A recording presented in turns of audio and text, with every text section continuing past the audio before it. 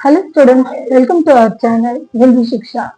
பாருங்க, இன்னைக்கு படிக்க எழுதுங்கிற தலைப்புல நாம 4 எழுத்து சொற்களை படிக்க போறோம். சேனலை சப்ஸ்கிரைப் பண்ணாதவங்க சப்ஸ்கிரைப் பண்ணிட்டு பாருங்க. நம்ம வீடியோ ஒன்னோட ஒண்ணு தொடர்புள்ளதா தான் இருக்கு. அதனால சப்ஸ்கிரைப் பண்ணலைன்னா புரியாம போக வாய்ப்பு இருக்கு.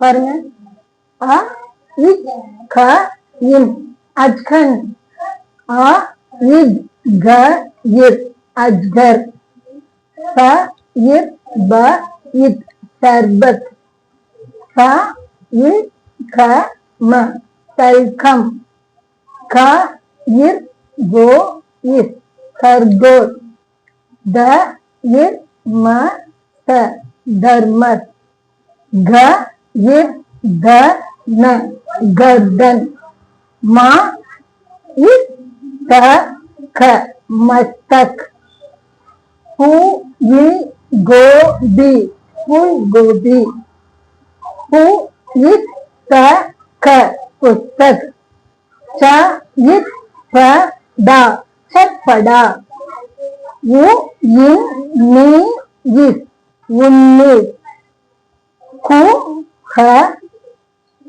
ख त कुहकता, गि इ ह रि गिलहरी, उ इड या इम उद्यान, ट मा ट इर टमाटर, ध हा इर ता दहता, प ड प इर पडापट.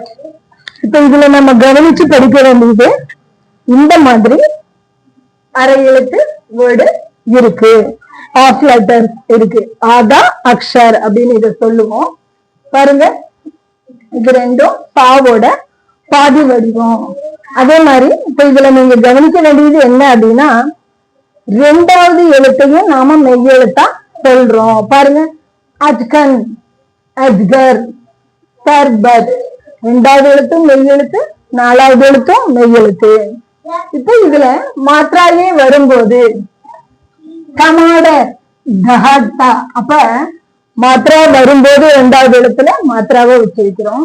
மாத்திரா வராத வேர்ட்ஸ்ல நம்ம ரெண்டாவது எழுத்தையும் மெய் எழுத்தா படிக்கிறோம்.